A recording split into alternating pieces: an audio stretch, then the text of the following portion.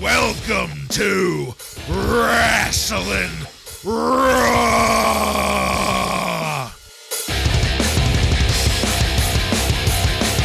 Alright, you're listening to Wrasslin Raw, the podcast that takes you back to when Raw became war and Attitude ruled. Thank you for joining us. You're here with Ryan Arico. Look what he just did! I can't believe he's making hand gestures! Joe Giammatteo. Has Helmsley ever tried to buy the WWF? I don't think so. I'm the one and only Jason Bartlett, and we're going to examine WWE history one pay-per-view at a time. That's right, folks. This is a special pay-per-view episode, so pay-per-view stipulations are in effect. We're going to be giving our own star ratings. Joe's going to be giving us Meltzer's star ratings. We're going to talk about whether or not we got our money's worth. It's going to be a good time. But first, listeners, I'd like to take a moment to talk to you, give you a public service announcement, if you will, about some changes out there in the podcast world. You may or may not have heard the big news about a podcast subscription platform called Stitcher. Well, pretty soon we're going to pretend like it never happened. On August 29th, 2023, Stitcher is done. And any of you listeners out there using Stitcher as your podcast app will need to move your subscription over to a different app in order to keep getting new episodes of Wrasslin Raw every week. I personally recommend Podcast Addict in the Google Play Store. It's one of the few apps that I've paid for and don't regret doing so. And no, this is not a paid endorsement for Podcast Addict. They do not sponsor this show. I don't know if you guys have any suggestions you'd like to make, but that's mine. That's actually the one I use as well, but that's for Android. I don't know. They might have one for iPhone, but I think most people with iPhone just use the built-in iPhone podcast app. Right, yeah. And I like the idea of pretending that it never happened. You know, much like Jim Cornette with the Headhunters or whatever. Or Mantar. Or Mantar, yeah. Stitcher, the Mantar of the podcast world. Yeah. Well, also, I wanted to let everybody know that this switchover, it might affect the almighty algorithms that are out there. We must fellate the algorithms, much like Vince McMahon taking Shawn Michaels down the goozle in the 90s. The past couple pay-per-views, you two have talked about it, and you've taught me a lot about algorithms, and I wanted those listeners out there that will be switching to a different provider platform to please rate and review Wrasslin Raw on that new platform. It's going to help users on that platform find us much more easily. It's going to give us that push that we're always looking for. And also, please, listeners, we need your help because it's not just the podcast world that's in turmoil. The rest of the world is too. The Russian bot farm that I typically use was sabotaged earlier this week by inner elements of the Russian elite that need to remain classified for matters of security. And the manager of the factory in China that produces my burner phones, just a precious small 8-year-old boy in Shenzhen named Xiao Ming, he came down with some kind of communicable disease. It's also going to remain classified. But point being, those burner phones aren't getting shipped out as quickly anymore. So, listeners, you need to do what you can to help little Xiao Ming pick up the slack by rating and reviewing us. Also, please visit our Patreon page where top-tier members can donate to the GoFundMe that we've set up for Xiao Ming and his family. They and we here at Wrasslin Raw, thank you for that in advance. We love you all. Thank you, listeners. I just want to clear something up first, though. Mm-hmm. Before the money goes to the poor family, we're going to get the Heart Foundation jackets, right? Well, I mean, yeah, we probably shouldn't say that out loud, but there's a budget that's already been drawn up, and that is certainly included as a top-line item. Okay. Full leather. I mean, we're not going faux on that at all. No. What's the point? Go big or go home. In this episode of Wrasslin Raw, we're going to be talking about In Your House 16, the Canadian Stampede. The Stampede was recorded on July 6th, 1997, and was recorded at the Saddle Dome in Calgary, Alberta, Canada, and features Vince McMahon, Jim Ross, and Jerry the King Lawler on commentary. Are you guys ready? I'm ready.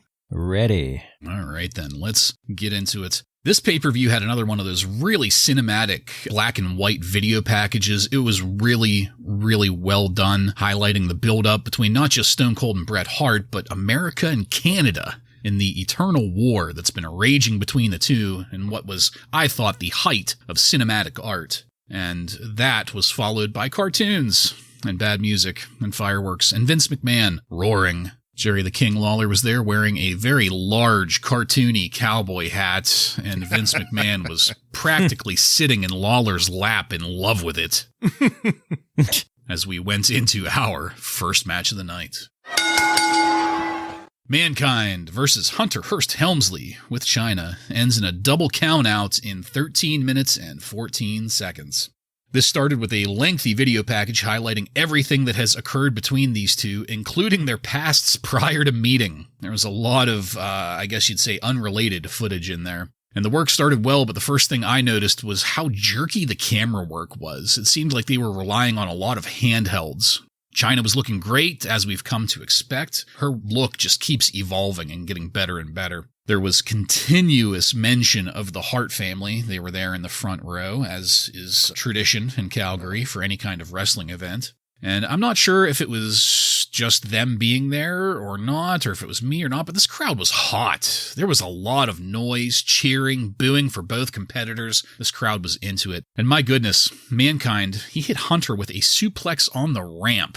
That was a surprise, but a welcome one for me. It was good to see Hunter getting outside of his comfort zone for the pay-per-view here. Hunter ended up spending a lot of time on the outside, and they were not getting counted out whenever they were there. China laid a great hit on Mankind while Mankind had the mandible claw applied to Hunter. There was a fantastic spot where everyone was at the outside. Hunter whipped Mankind into China, but China caught Mankind and put him through a tilt-a-whirl slam with Mankind's legs landing on the ring stairs. That was cool as hell. That shaky camera work from earlier hid how well Hunter hit Mankind's injured leg with a steel chair. We saw the swing, but not the connection. So maybe that was a good thing after that baby swing that he gave last time. And what a story that started to tell, man. Mankind favoring that leg, Hunter working it. What a couple of fucking professionals that just really knew how to work this. Mankind especially. He really, really knows how to sell injuries well. I wanted to nominate him for a fucking Emmy after this match.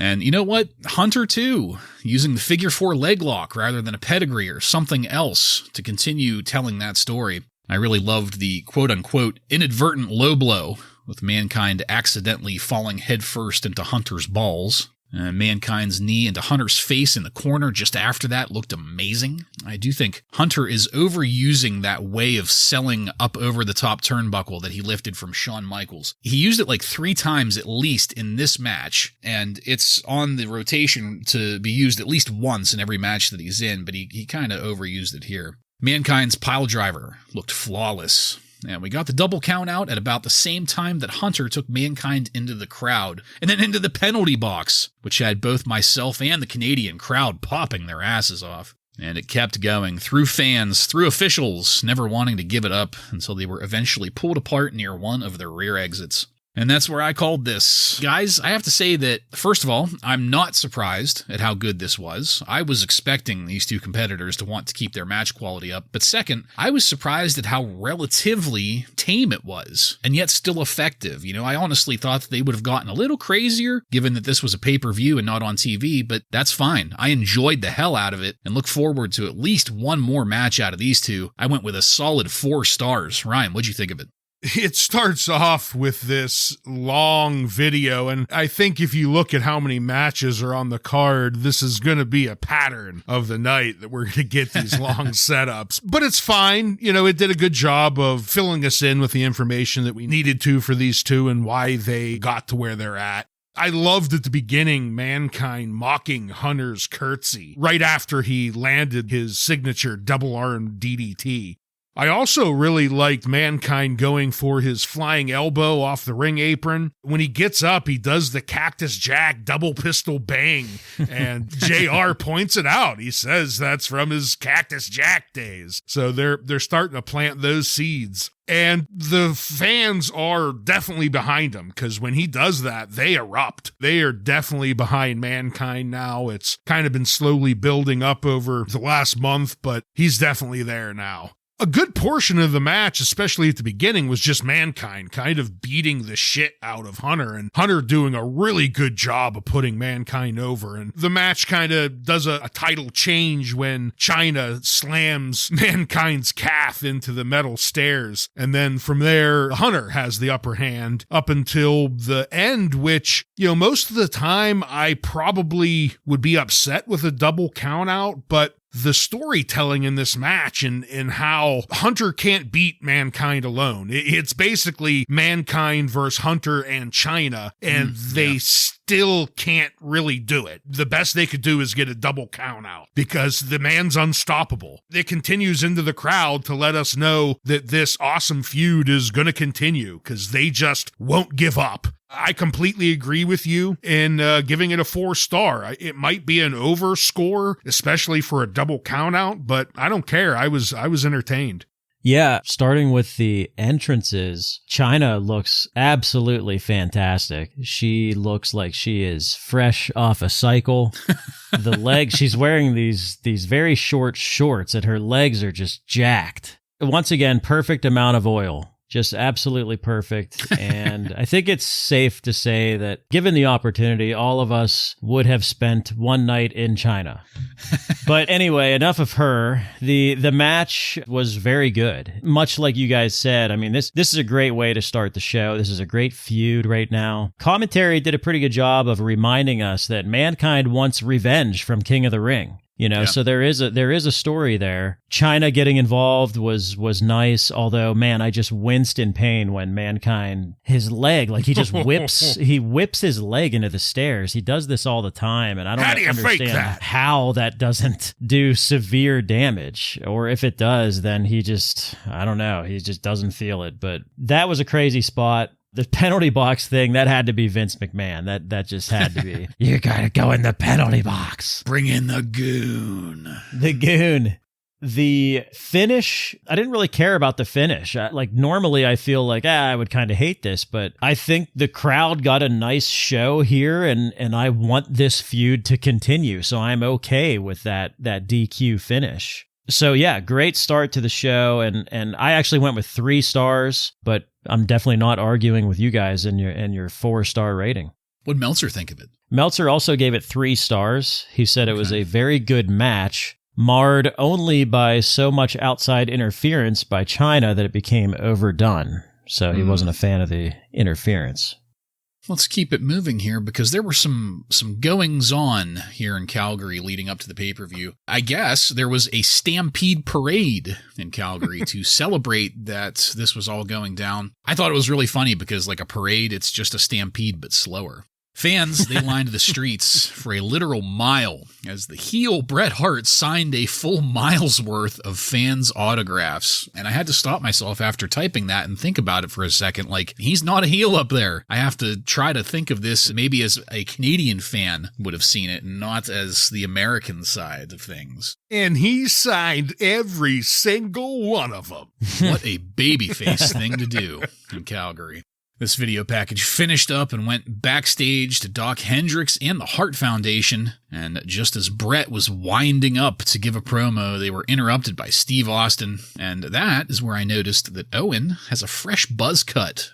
I thought this is actually a pretty great between matches segment, so just briefly, guys, we'll go with Ryan first. What'd you think of this? Yeah, there's not a ton to add to it. It was just a filler segment, and it did its job. It told the story that here in Calgary, Alberta, Canada, the Hart Foundation are fan favorites, so much so that Diane Smith can win Miss Calgary. That troubled look. I mean, I'm not saying she's a hideous woman or anything, but, she's not like beauty pageant beautiful. You know what I mean?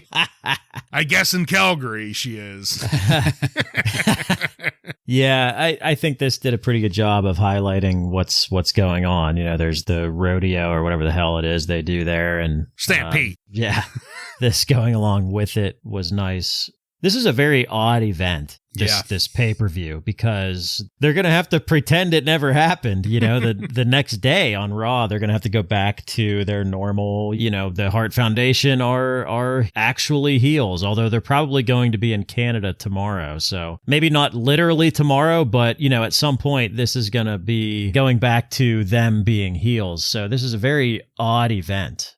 Yeah, I was hit by that too, watching this. Like, it's just, we're going to pretend like they were never heels. This was getting equally broadcast in North America, so it's not like they were isolated to just the Canadian fans here. The American fans watching, I'm sure, were a little appalled at the change in tone from some of the comments that commentary was making. But let's keep it going to our next match. The Great Sasuke, I hope I'm saying that right, defeats Taka Michinoku by pinfall in 10 minutes. Man, did Taka Michinoku look young in this. It was great to see. I think JR said that he's only 22 or 23 here. So he doesn't get much older by the time we catch up with him later on, but still, babyface. Yeah, he looks like the kid from Indiana Jones. Oh, God. Short stack or round slice or whatever the hell he's called. Short round, I think. Short round, yeah. There you go. Oscar winner, by the way, this year. Yeah. Short round. Yeah. And then the Great Sasuke came out, and he was dressed in the costume there, and I was like, I don't know about this. I was having like PTSD flashbacks to the Lucha Libre crossover, the AAA thing that we were doing, and the constant costumes of those people. The Power Ranger costumes. Yeah. Yep. And then I was inspired to just ask a rhetorical question here. What's the pay-per-view version of a telephone call-in match? Why, that would be having your match interrupted by the previous match still going on, erupting into the audience. And that's what happened here. We had Hunter Hearst Helmsley and Mankind out of nowhere, no business being there in the crowd, fighting it out. They were just, like I said, still going at it. Some of those same officials that were just pulling Steve Austin off of the Hart Foundation backstage were now here just earning that trip to the pay window. My God. Yeah, they're busy, yeah. A stampede of violence here tonight. The match, it was finally able to get going, and it started with karate kicks, and things were just kind of okay until Vince said, and into the armbar, and it started losing me. And the crowd, it was losing them too. They were almost dead. But that started some hits here and there. Nothing crazy, but there were some loud hits that started to get a crowd reaction. And by and large, I kind of think maybe Canada was, as a nation, cleaning the litter box for this one. But in the ring, that flying springboard from the top rope to the outside, that was Taka onto Sasuke. It was wild. It was a good thing to see. And it perked my ears up. I started paying a little more attention. And as time went on, this match sold me. I'm not sure how much the crowd really got into it by the end of things, but I thought Taka Michinoku looked great. And I thought that the final move was poetic, I ended up going with. So this was Sasuke suplexing Taka into a bridging pin. And I thought it was poetic because the hit of the suplex into the pin, it didn't make a sound. Taka wasn't heavy enough to make the ring bump, which I thought was a great analogy for the whole light heavyweight experiment in the WWF. And guys, like I said, this match, it grew on me over its 10 minutes. I started at a 1-star, but by the end, it got me up to 3. Joe, what'd you think of this? Yeah, I agree with you for the most part. There were some chants of boring from the crowd at a couple points here. And yeah, it's almost like both of these guys were just like, hey, they're chanting boring. Let's turn it up a little bit. There were just random times where they would just turn it up. That was pretty entertaining. That springboard leap from the top rope by Taka was just a thing of beauty. Both of these guys really work a more modern style match, or I guess you could say maybe they're just working a Japanese style, and that's what a lot of wrestlers nowadays use, because that's what it kind of reminded me of. Yeah. I thought it was good. I did not like that the Michinoku driver got buried in this match. Like, I didn't like that, but whatever. I mean, they had to have known that Taka was going to be their guy at this point, so I'm not sure why they're having him lose here, but yeah, whatever. I still thought it was entertaining enough to get me up to 2 stars.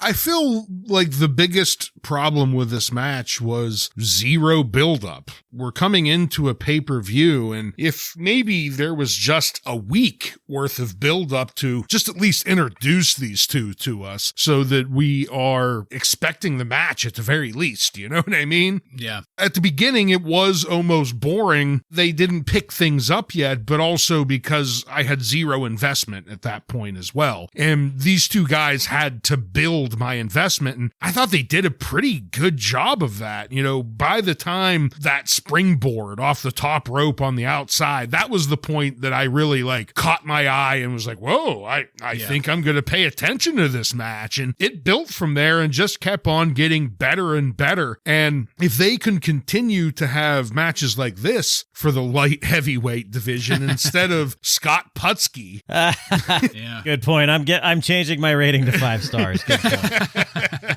They might actually have been able to make it catch on. So, Bartlett, I ended up going in your corner with a 3-star because by the end of this, I was thoroughly entertained. Yeah. It's almost like they took that boring chant as a challenge and amped it up. Joe, what did Meltzer think of this? Well, these are 2 Japanese wrestlers. So I was going to say. Of course. Off the chart, 11. He is coming day and night. He gave it 4 stars. He said it turned out to be an excellent match. Dave also mentioned that these guys worked an ECW pay-per-view in April as part of a 6-man tag team match that he said was better than this. That he gave 11 stars. Yeah, anybody who wants to check that out, it's ECW April 1997. I'm not sure the name of the event, but supposedly that was a real barn burner match. I think that pay-per-view was called Bankrupt.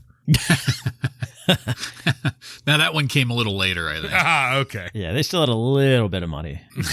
They were getting from the WWF. Yeah, right. In theory, some abstract money.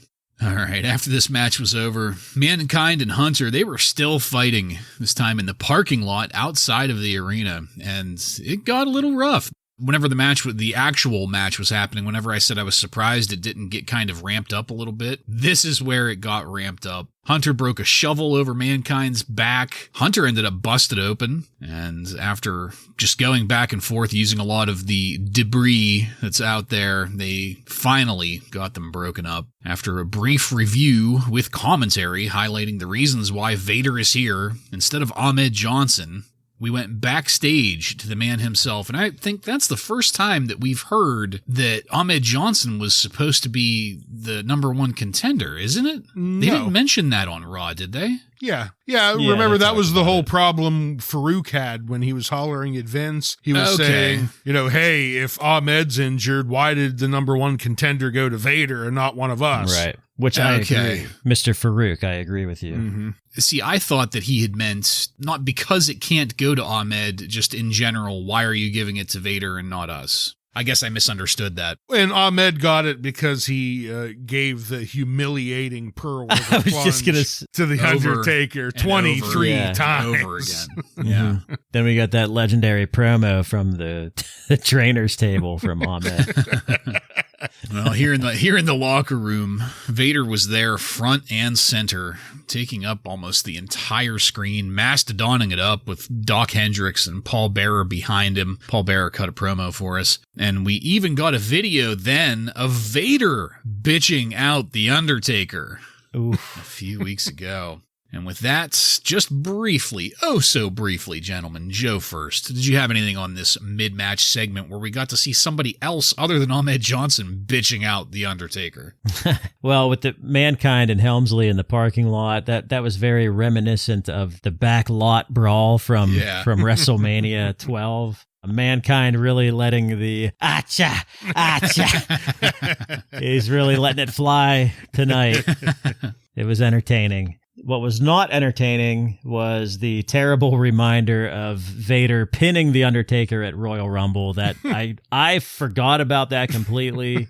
I was hoping we'd pretend it never happened, but here we are getting a reminder. Yeah, Joe, I don't have a lot to add to what you just said. I completely agree. The stuff with Mankind and Hunter, that was great. I love seeing the violence back there. And Undertaker getting humiliated left and right.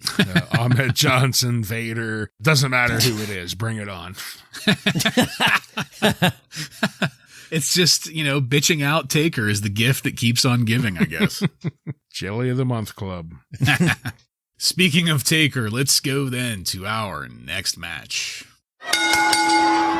The Undertaker defeats Vader with Paul Bearer by pinfall in 12 minutes and 39 seconds to retain the WWF Championship.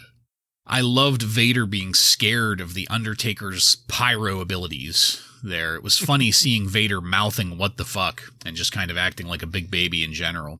Once things got going, about a minute in, the Undertaker pinned Vader for the first 2 counts, and when they got up and walked around for a second, working the wrist lock, I knew this was going to be going nowhere. That was somewhat validated when Vader put on a headlock, and we sat in a hold for a while. Vader put the Undertaker down and ended up just standing there, staring, waiting for Taker to sit up. Not because Vader had a move that was, ready to be applied, something queued up in his arsenal, but because he didn't know what else to do. He was anticipating it, and it just kind of stalled the moment there. This match just kind of sat there, much like Vader in a rest hold, and I was made to think about something that Joe said. I think it was 2 weeks ago you said this, Joe. The championship has never meant so little as it did here in this match. I think Vader got blown up somewhere in this, or maybe he just showed up out of breath. I don't know, it's possible, but at about the time of the Undertaker's rally, Vader was half-assing it, even more than he usually does. I guess you'd maybe say quarter-assing it. Vader barely lifted his leg up to kick Undertaker in the crotch.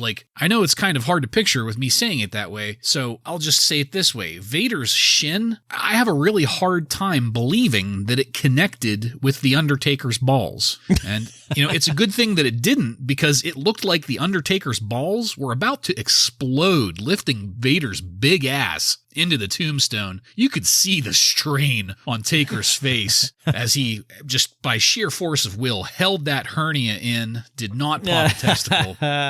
Vader did really get some air, though, to help him out for the lift. But yeah, that had to be a lot of weight to be holding like that.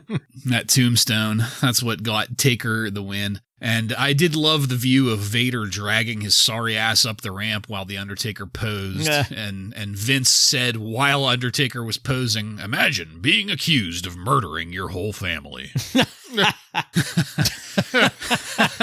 I'm thinking of another superstar. The man who could not be named. Oh, my goodness. Oh, my goodness. That took a dark turn. I'm not going to belabor this anymore. This match was a dud. And the sooner we get the belt off of the Undertaker, the better. Ryan, what'd you think of this match? So I didn't love it, but I'll start out saying I didn't think it was a dud necessarily, though. At the very beginning, though, I loved seeing, I don't know if either of you saw it, but someone in the crowd holding a sign that said Vader Jobs. That's it. Yeah, I did see that. That was fantastic. And that gave it a 5-star. But I thought things started off okay. Undertaker does a nice clothesline with Vader over the top rope, and I think it's the only move Vader sells the entire night. He, tumbles right over the top rope, crumbles to the ground, and actually looked pretty good. A little earlier, we were talking about kind of this jarring feeling of being up here in Canada and who's a heel and who's a babyface. And for the first time ever, I saw a sign in the crowd that said Austin 316 sucks. I mean, that's something you just don't see. Yeah. But here in Calgary, Alberta, Canada, where Diana Smith could become Miss Calgary, Austin sucks. And the match really started to slow down pretty quick, though, unfortunately. We start going into rest holds, and Vader sits in a Vulcan nerve pinch for a good while before Undertaker finally rallies. And there's a point where Taker initially goes for a tombstone before the actual finish, and Vader, I think, was supposed to reverse it, but it was super ugly. It got completely botched, and Undertaker tries to kind of clean it up and goes for a near fall, but it looked really bad.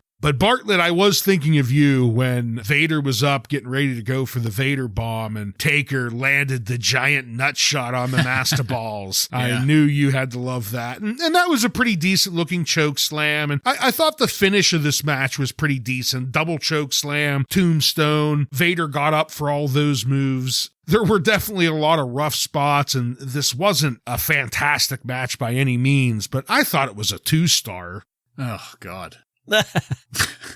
We just went home with all the Kane and murderer stuff the week before this, so I was surprised that we didn't get a ton of that. But would anybody survive if you had to take a shot every time Paul Bearer screamed murderer from the oh man, from ringside there? I mean, he was really just yelling it over and over again. So kind of, I guess, disappointing that we didn't really get anything out of that Paul Bearer Undertaker story here. I know it's a pay-per-view, but like that was such a big deal. You'd think they would have done something, but they didn't. Vader, I mean, all due respect, Vader was once a great performer.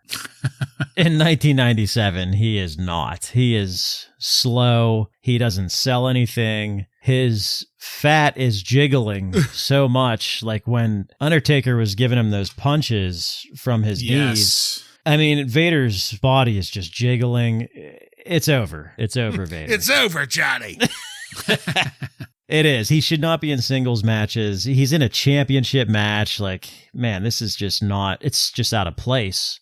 There were times during this match where I thought this needed to go home a long time ago. It went longer than it should have. Vader is so far out of gas that you can almost tell the Undertaker has to like pretend that he's out of gas too. Yeah. During this. Yep. But I have to point out that as shitty as this was, and, you know, it had pretty much no heat going into it outside of Paul Bearer and Undertaker, this crowd was loud as fuck for the Undertaker. Yeah. And that building was rocking for the Undertaker. So that did bump it up to 1 star for me. I think I probably would have given it a dud too if the crowd was not rallying so hard behind the Undertaker. So yeah, I go with 1 star here.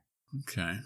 What'd Meltzer think? He gave it 3.25 stars. Whoa. Shoo, what a fucking moron. Why does he love Vader so much? Well, because he wrestled in Japan. I keep on forgetting. He said it was a good but not great match. Okay, well, fair enough, I suppose. All right, after that, we got a video package of, I mean, it felt like the 4th or 5th one, but it really wasn't, of more of the Hart family's activities leading up to the pay-per-view. After that, of course, the video package going over the history of what seemed like the entire WWF. Ryan, this is where it really hit me whenever you mentioned earlier about the amount of pre-recorded footage we had here in this pay-per-view. This was setting up the 10-man tag, but for some fucking reason, it started with Crush on the mic, yelling his stupid shit, dealing with the Nation of Domination, and it went on for quite a while before really poorly transitioning to Austin and Bret's rivalry. After that, we went backstage to Doc Hendricks there with the Gang of 5. That being Steve Austin, who looked really out of place in this group, almost as much so as Ken Shamrock, who had his game face on and was really fucking serious and was staring straight at the camera. LOD were there. They were both standing there looking intimidating and were doing a good job. And then to the side, Goldust in his robes and feathers and face paint, calling himself the Peacemaker. By God. Goldust's promo was uncharacteristic. Ken's was pretty flat. LOD was very LOD. And Austin just walked away from the group. That was followed by, correct me if I'm wrong here, I might have misheard, but this was a singing group called Farmer's Daughter? That's what I got. Yes. Which, okay, I guessed that they were maybe the Canadian version of Wilson Phillips, except this version doesn't have a fat Carney Wilson in it, hitting them harmonies. I think you're right. I looked it up because I was like, who the fuck is this? Oh. They were a Canadian country singing group. Okay. So Dixie Chicks more than Wilson Phillips. Kinda, but I don't think they played any instruments. Ah, gotcha. Well, after that, the Canadian national anthem, they introduced the Hart family.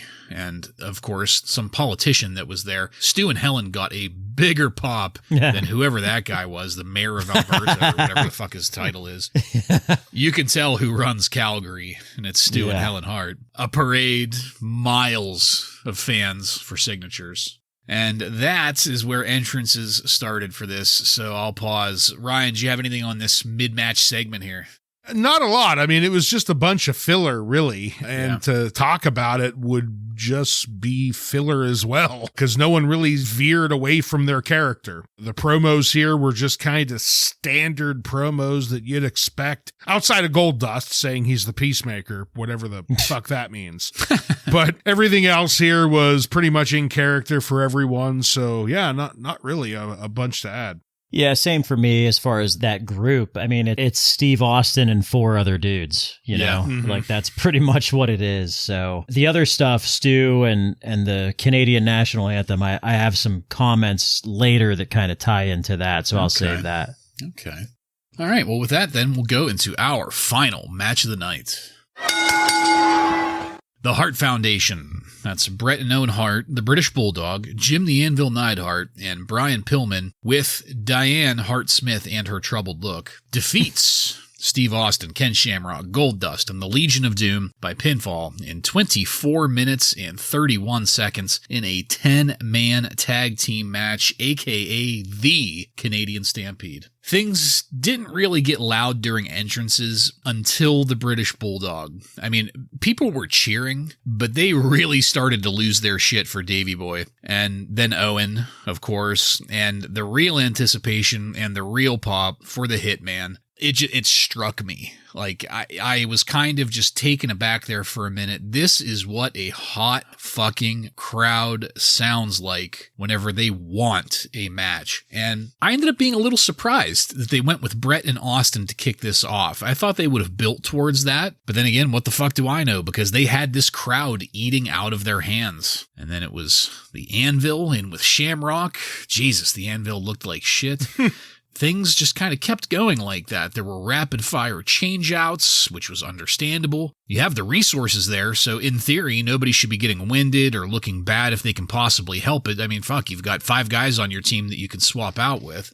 But despite the resources available there in the ring in terms of superstars, this match still had the same problem for me that other matches of this kind have. Mainly that with so many people in and around the ring, no one person was really able to shine. There wasn't much in the way of storytelling that I could see going on in the ring because no pair were in there long enough to build anything. One thing that this had going for it with the large roster, though, is that with every tag out from the Hart Foundation, there was another pop. And no matter what was happening, the crowd were just consistently losing their minds throughout this. I hate to admit it, but my attention was just completely lost in the sea of action that was this match. And to be sure, there was a lot of action. I'm hoping one of you guys have a better view of this than I do because the energy was there, the talent was there, the crowd heat was there. All of the pieces were in place for this, but because it's a 10-man tag, it just was not able to grab me at all. Davey Boy, at one point, he looked like he hurt himself trying to superplex Goldust. It looked like he came down hard on his head. Some time went by. Austin and Owen had both left ringside. I couldn't keep track of why, but then they came back and the crowd popped, but I kind of barely noticed that part of it. Things just got worse when the rest of the Hart family jumped the barrier, but that was just as Owen was getting Austin in a pin for the victory. And of course, it never really ended. There were people constantly in and out of the ring, wrestlers, officials, all that shit as the wrestling part of this wound down. But Austin ended up coming back to get some more, which I thought was cool. One man alone coming down to, the pride of Canada there in the ring, damn near the entire Hart family. Austin ends up being handcuffed and escorted out of the arena. That was a fucking cool spot, one that I'm looking forward to seeing more of. That was as the Harts were bringing Stu Hart into the ring, helping him. And then the grandkids, and that was pretty much the last 10 minutes of this pay-per-view. Canada loving the Harts. Guys, I've already said my piece on this one. I'm not going to dwell negatively on it, and I'll just say that I'm going with 2 stars simply because of the star power, crowd reaction, because I honestly, I didn't see the appeal, but what the fuck do I know? I'm not Canadian. Joe, please, what did you think of the headlining match here? Well, I am not Canadian either, but I am always just amazed at seeing this. And I'm even more amazed at seeing this after watching the entire build up to all of this. I mean, when have we seen a crowd? We've been doing this since 93, January 93. When have we seen a crowd like this? I mean, we just haven't. Yeah. So I am just very amazed by the crowd energy. You know, a couple big points I want to make here. I didn't take many notes during this because, like you said, it was a little chaotic. But how many times has pro wrestling tried to be like real sport, you know, and failed? Yeah. So many times. You know, we saw that stupid fucking Raw Bull and all this other bullshit.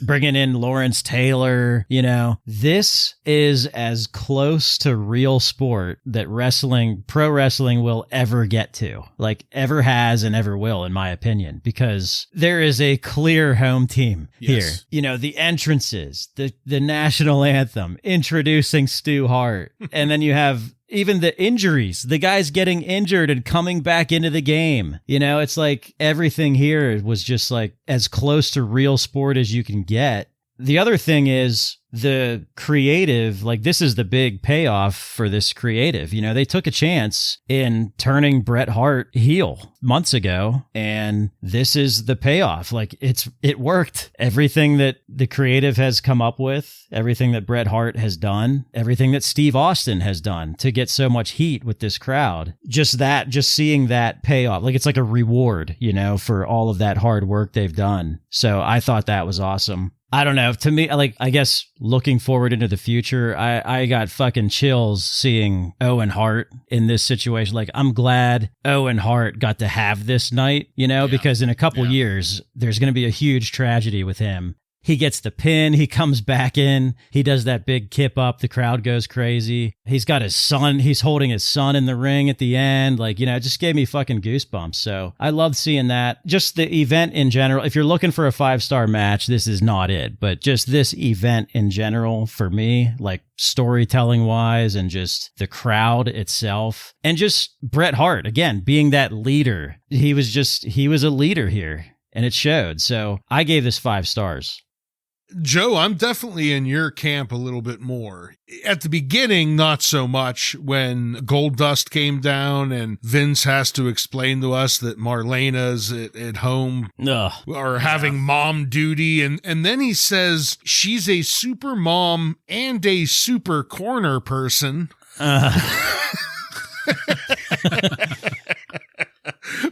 Whatever the hell. Why not just take advantage of the opportunity and say, you know, this is a dangerous environment for someone like Marlena to be in, you know?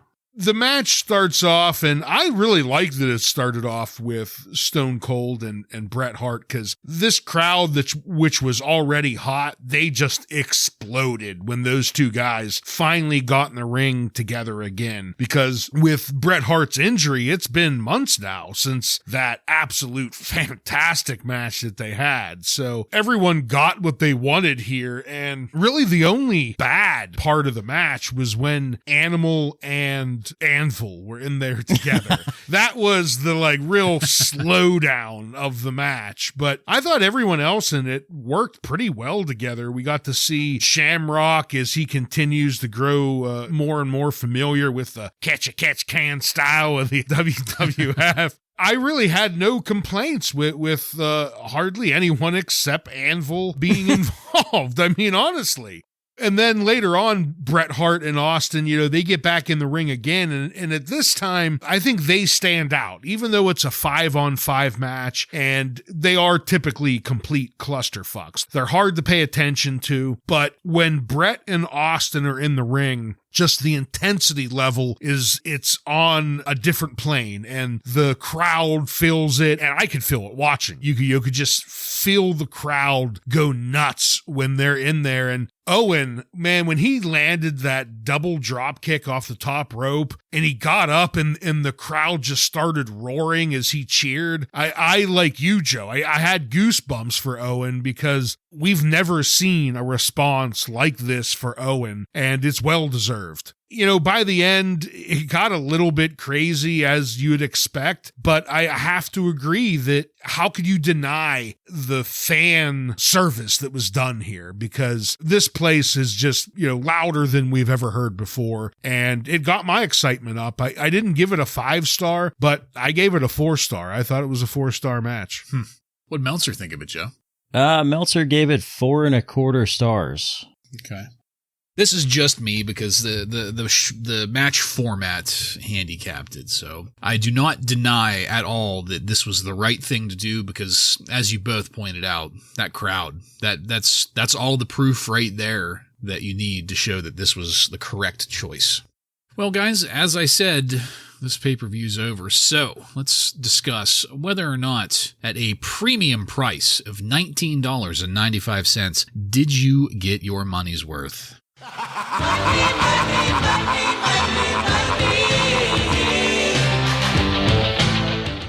Ryan, why don't you take that first, please?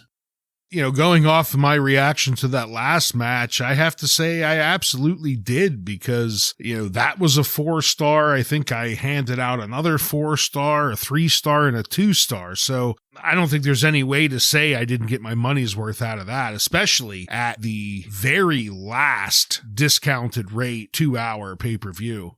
Yeah, I mean, for me, this is obvious. It's one of my favorite pay-per-views ever, mainly because of the crowd energy and just the Hart Foundation, just, again, reward for their hard work over the past few months. And I think that it's just a standalone event to me because, again, tomorrow we're going to have to go back to these guys being dirtbag heels, Like Brian Pillman has been a complete scumbag and he's getting loud ass cheers when he comes out, so. And he's not even Canadian. Yeah, very unique event. Fair point, but I had to go with no because, honestly, I probably wouldn't have purchased it at all, let alone, got my money's worth because they were always upfront about the fact that the headliner here was a 10-man tag. That's not a selling point for me. And also, just in case anybody out there forgot, Ryan, you hinted at it earlier, there are only 4 matches on this card. They could have at least tacked on one more or given us maybe the free-for-all match, which, by the way, was the Godwins beating the New Blackjacks in 5.5 minutes. In a dud. Hey, well, it might have been just good enough to turn this one over for me. Bartlett, something you brought up, I think it was last week too, though, is yes, the heavyweight belt doesn't mean much right now, but no belt means anything right now. The heavyweight belt was the only belt that was up tonight. None of the other belts even were mentioned tonight, including the tag team belts, which you promised us we were going to see the conclusion to. Oh, that's right. Yeah. Yeah. Well, I mean, I'm pretty sure I covered my ass on that, but I thought you said, I guarantee this match will happen or my life is sacrificed. I thought that's what you said. No, I don't think it happened like that at all. But again, fair point on that. Joe, I think you probably put it best. This was a one-off in that, it was basically just one big story. This whole thing, they probably just couldn't think of ways to shoehorn other matches into it. Well, let's not forget too that Shawn Michaels was a little bitch and took his ball and went home. That's true. And isn't on this. And Brett was the other guy in the fight, and this is his show pretty much. So yeah. Ryan, you hinted at this also, but I just want to throw this out there for both of you and our listeners. Just an additional note, this is the last pay-per-view that was offered at a discounted price of $19.95. The price of all pay-per-views is going to be set at $29.95 from now on. That's not just the big 4. That's not just the bigger ones like King of the Ring. That's everything. And that price will not change until WrestleMania 2000.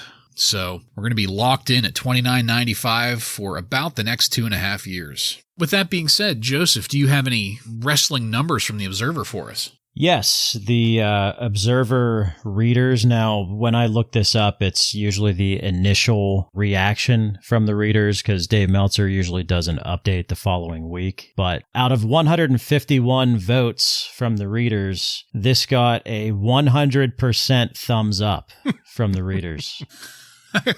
0 thumbs down, 0 in the middle. Except from Bartlett. From Bartlett. Yep. The best match was rated as the 10-man tag match. The worst match was actually the match that we did not see, the Godwins versus the Blackjacks. Well, could have put it over for me.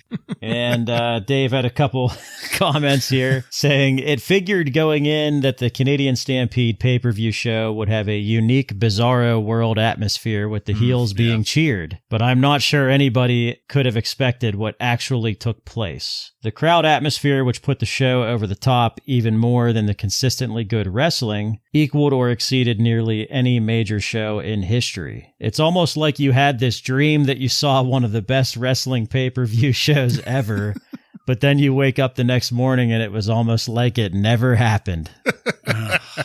Yeah. What a statement. What a probably completely lacking in punctuation statement to make. Yeah. And you hated it. Hated it. Yep. Hated it. Hated it. Well, maybe if they try the same format on American soil. Tough critic. Like Tough critic to please, Bartlett. I always have been. I'm very particular about the things that I like.